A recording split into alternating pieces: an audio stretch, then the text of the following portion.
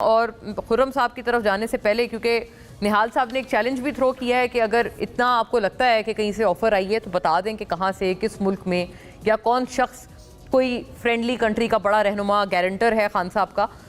But एक खुर्रम साहब, इसी सवाल से पहले कि एक आपको मैं दिखाना चाहती हूँ, आपने देखा होगा सोशल मीडिया पे आज बहुत गर्दिश कर रही है ये चीज़।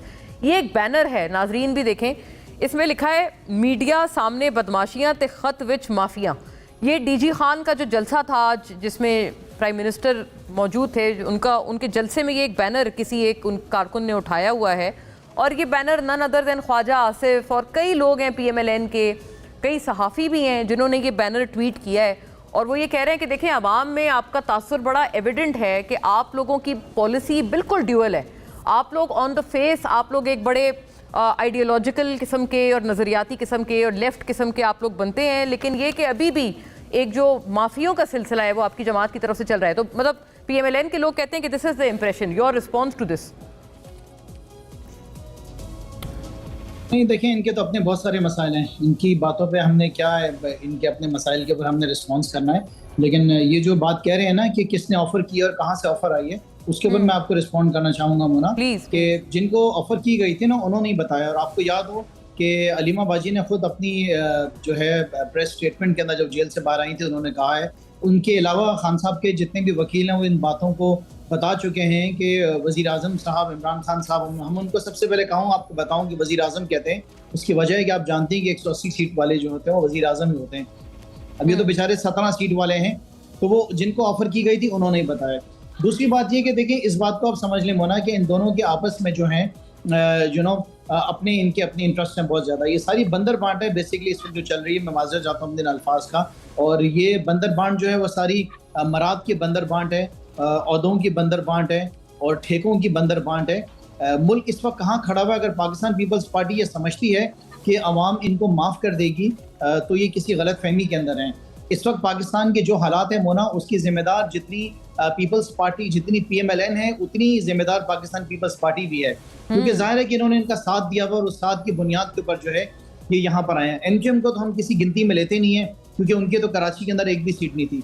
पाकिस्तान पीपल्स पार्टी तो चलें, अपने सूबा सिंध उन्होंने जीता है, जिसको हम जो है मानते हैं, सवाए कराची की 4 सीटों के, लेकिन उसके अलावा तो उनका अपना जो वोट बैंक था वो जीते हैं। लेकिन PMLN की तो कोई गिनती नहीं है ना। अब मेरा यह सवाल है कि क्या अवाम पाकिस्तान पीपल्स पार्टी को माफ़ कर देगी कि यहाँ पे ना अवाम के पास पेट्रोल सस्ता, ना यहाँ पे डीजल सस्ता, ना डॉलर आज कम हुआ है, इकॉनमी जो है वो तबाही के दिहाने के ऊपर खड़ी हुई है, ना यहाँ पे बिजली सस्ती, ना यहाँ पे गैस सस्ती। मतलब चले, सस्ती की बात तो छोड़ देते हैं ना, कि जो प्राइस हम छोड़ के गए थे उससे भी डबल जो है ऊपर चले गई है।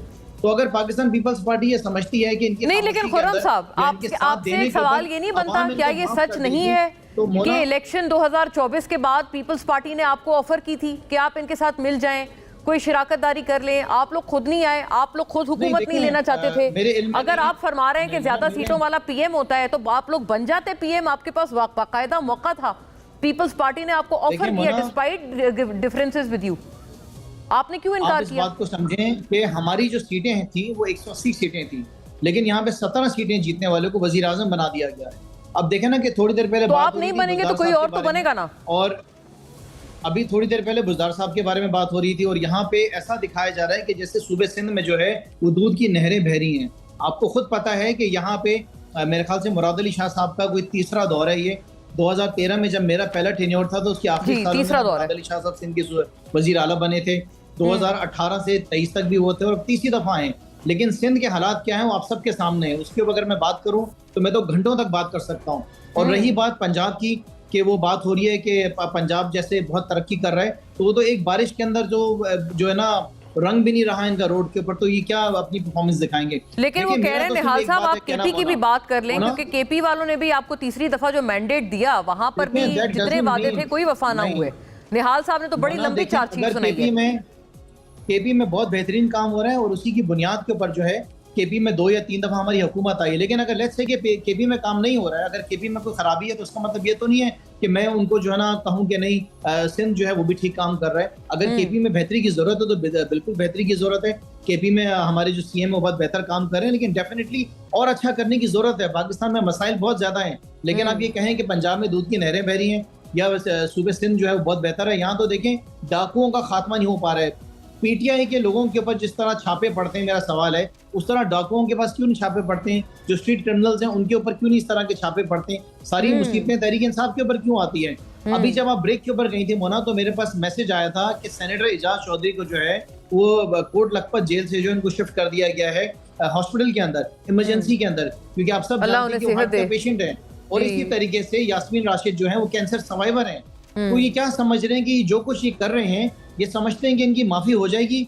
मैं तो कहता हूं कि ये याद रखें कि जो कुछ आप कर रहे हैं, क्योंकि ये सारा टाइम आपके ऊपर भी आना है, दोबारा आपके ऊपर आएगा। माफी की गुंजाइश तो देखें बिल्कुल नहीं है।